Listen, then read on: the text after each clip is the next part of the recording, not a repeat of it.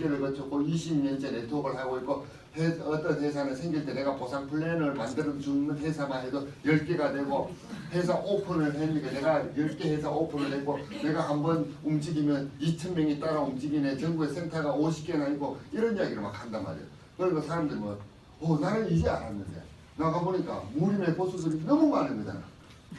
그러면서 그 사람들이 뭐라고 그래 나보고 너 시크릿 한다고? 시크릿 이제 지나갔지. 유행 지나갔지. 이제는 늦었지. 뭐 그런 이야기를 듣는 거잖아. 그러면 거기에서 오는 좌절감이라는 게 있습니다. 내가 속은 건가? 그렇게 생각하는 거예요. 그런데 사장님들께서 이 사업을 하시면 또 시크릿만 있는 게 아니잖아요. 우리나라 네트워크 회사가 100개 이상이 있습니다. 100개 이상이 있는데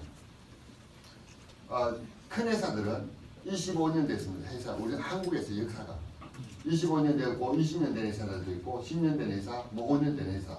시크릿 같은 경우에는 2012년도 오픈했기 때문에 지금 2012, 13, 14, 15, 16, 17 횟수로는 6년째이지만 실제로 만으로 치면 이게 5년이 안 된 회사예요.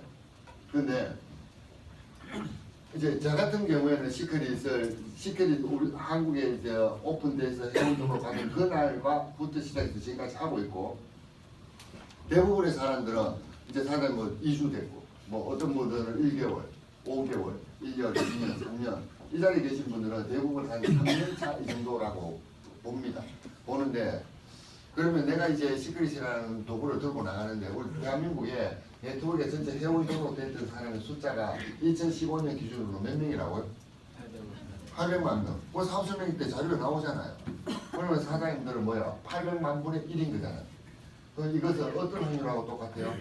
로또 맞을 확률하고 똑같은 거죠. 800만 분의 1이라는 거죠. 그럼 사장님의 상대가 경쟁 상대가 몇만 명이 있다고요? 799만 9,999명이 있습니다. 사장님의 경쟁 상대가 맞나요? 그러면 그들은 이미 그 회원 숫자만 그런데 그 중에는 뭐 제품만 쓰고 네트워크가 뭔지도 모르는 사람들도 많지만 근데 다른 회사의 그 큰 회사들의 메이저급 회사들에 소속되어 있는 회원들은 이미 사업을 5년, 10년, 15년, 20년째 하고 있단 말이에요. 그럼 그들과 경쟁해서 시장에서 내가 충돌이 일어날 거잖아요. 나와. 그러면 그들은 이미 수십 년째, 수년째 훈련된 사람들이에요. 나는 뭘로 이길 거냐는 거죠. 그거 한번 생각해 보셨어요, 사장님? 나의 경쟁력은 뭘까?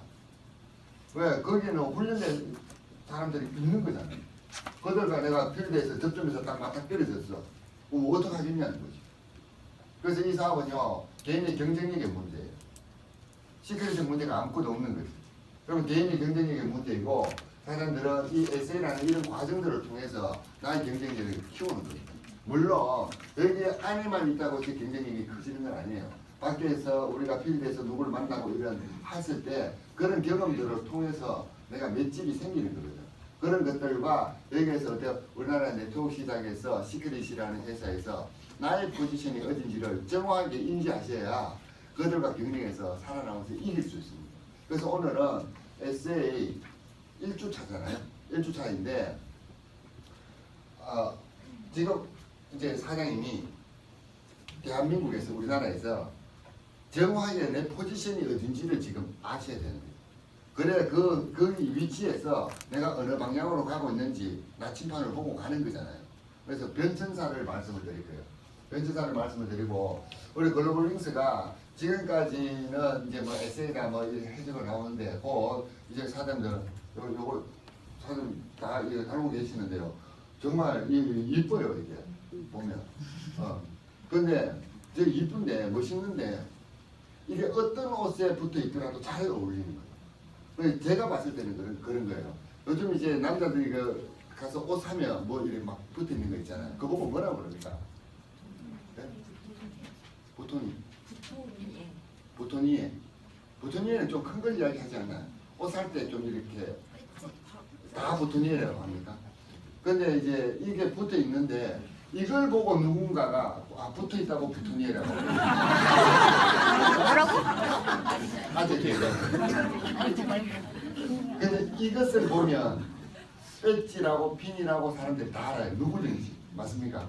근데 이걸 보면 배지라고 생각하는 사람들이 잘 없어요. 이것만 있는 거 보면 그냥 방금 이야기했던 부토니에처럼 이게 어떤 옷과도 잘 어울리는 거예요. 정말 이게 잘 만들어진 것 같고 꼭 이걸 달고 다니세요. 한 개에 5,000원씩에 판매하고 있습니다. 그리고 이제 에세이도 좀 더 체계적으로 체계화된 메뉴를 가지고 에세이 초급반, 중급반, 고급반으로 나눠서 할 거예요. 나눠서 하고 그동안 우리가 하지 못했던 다양한 강좌들도 들어갈 겁니다. 좀 더 견고하고 그러니까 섬세한 그 시스템을 여러분들에게 제공할 겁니다. 우리나라에서 네트워크가 1991년도부터 시작됐다고 볼 수 있습니다. 그러니까 일반적으로 이야기하는 다단계 피라미드 이런 것 말고 정상적인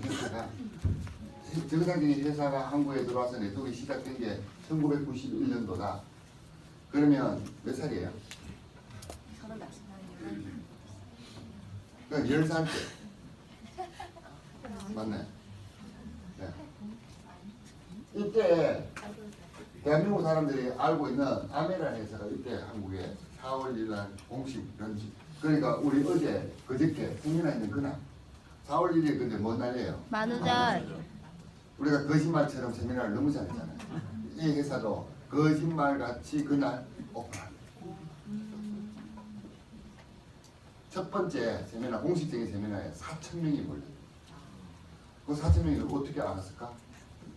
외국에서. 이 회사가 한국에 들어오기 이전에 한 수십 개 나라에 오픈이 되어 있는 거예요. 외국에 나가서 많이 이민자들이 많잖아요. 그러니까 그쪽에서 이런 네트워크 마케팅이라는 걸 본 거지. 한국에 네트워크라는 게 없을 때. 그러니까 몇 년 후에 들어간다. 그리고 이 회사가 1988년도에 한국에 뭐가 있었습니까? 올림픽이 있었죠. 올림픽을 할 때 올림픽 각 나라별로 홍보관 만들죠. 홍보관에 공식 후원 없죠. 미국 홍보관에 후원 없죠. 굉장히 큰 회사죠. 그런데 그 이전에 시장 조사를 하고 또 이제 한국은 외국 회사가 들어오면 국내 고용 창출이나 이런 것들을 위해서 투자를 요구합니다. 우리도 아마 베트남에 들어가거나 중국에 들어가면 그 정부에서 그걸 요구할 거예요. 근데 이제 요구를 하는데 그러면 가장 좋은 건 뭐냐면 공장을 짓게끔 만드는 게 가장 좋습니다. 뭐 중국 같은 데 가면 이제 화장품 공장 뭐 라인 생산 라인을 가지고 고용 창출이 일어나니까. 그래서 이 회사도 한국에 들어올 때 음성이라는 데 있죠. 저기 엄성. 하나는 듣죠. 제가 이야기할 때 외국인이 한국말 한다 이렇게 생각하시면 좋을 것 같습니다. 거기에 조그마한 공장을 지었습니다. 그게 현지화 전략이고 그 나라에 진출하기 위한 방식. 그리고 시장 조사를 했고, 시장 조사는 언제부터 했다? 이미 88년도부터 수년 전부터 진행되고 있었다. 그런 것들을 그러니까 어떤 기업이 움직일 때는요, 경쟁 기업들이 아니면 큰 기업이 움직이면 작은 기업들이 먼저 움직입니다. 따라서. 제가 이제 가끔씩 말씀드리는데 삼복 컴퓨터 있잖아요. 요즘 잘 없죠. 삼복 컴퓨터. 옛날에 삼복 컴퓨터가 이렇게 컴퓨터 매장이 있을 때 이마트나 홈플러스처럼 이렇게 매장이 생기면 그 옆에 항상 따라 오픈된 삼보가 이렇게 만들어지고 나면 얼마 안 지나면 그 옆에 컴퓨터 매장이 만들어져요. 현주 컴퓨터, 세진 그렇잖아요. 그 두 회사들은 가만히 있어요. 삼보가 가는 데만 그냥 따라갑니다. 왜? 시장 조사는 삼보가 다 할 거니까. 그래서 삼보가 생기면 그 옆에 바로 생겨요. 우리 프랜차이즈도 그렇지 않습니까? 큰 데가 생기고 나면 그 옆에 있는데 그냥 생기잖아요.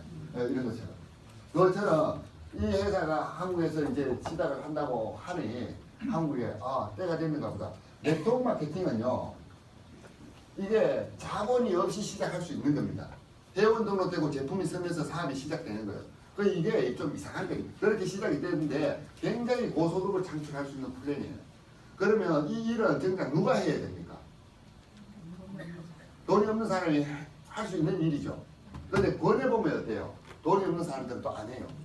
이게 미스테리입니다. 이게 그것이 알고 싶다. 진짜. 거기 나와야 된다고. 진짜. 정말 거기 나와야 돼.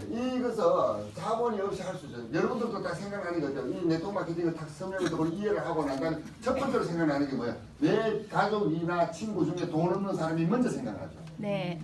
그런데 그 사람들한테 이야기해보니까 뭐라고 해요? 꺼지라고 해요. 근데 좀 걔들도 좀 괜찮은 사람들에게 전하니까 긍정적인 반응이 몇 명은 나와요.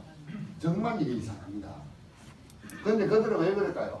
생각이 부자가 될 생각이 아예 없는 거지. 그 부자의 생각을 못 가지는 거예요. 그래서 네트워크 마케팅은 후진국에는 없어요. 그래서 이게 말 그대로 이론적으로 이렇게 되려면 네트워크 마케팅이 어느 나라부터 진출해야 됩니까? 후진국부터 못 사는 나라, 개발도상국 그런 데부터 먼저 해야지. 맞습니까? 북한, 세네갈, 에티오피아, 방글라데시 이런 데부터 먼저 해야 되는 거예요. 이 플레이 자체가. 근데 이게 잘 되는 데가 어디요? 일본, 싱가포르, 홍콩, 말레이시아, 미국 뭐 이런 데, 캐나다, 멕시코 막 이런 데. 잘 사는 데가 잘 돼. 이 네트워크 마케팅이 왜 그럴까? 그럼 이건 왜 그럴까? 이건 빈민구제 사업 아닙니다, 사장님들. 절대로 내 주위에 있는 못 사는 사람들, 내가 못 사는 그 사람을 돈 벌게 해줘야지라고 생각하지 마세요, 사장님. 세상에는요, 돈 벌게 해서 여러분들이 지금 가지고 있는 생각이 딱 두 종류의 사람이 있습니다. 여러분들이 알고 있는 사람. 여러분들이 첫 번째, 돈을 벌게 해주고 싶은 사람이 있습니다. 맞습니까? 네. 누굽니까? 어떤 종류의 사람이에요? 가족, 친구, 맞죠? 네. 돈을 벌게 해주고 싶죠? 네. 그런데 그것은 내가 돈을 벌게 해주고 싶은 사람이야. 그런데 또 한 종류의 사람이 있어요. 누가 있냐면 돈을 벌고 싶어 하는 사람이 있어요. 맞습니까? 근데 돈을 내가 벌고 싶어 하는 사람이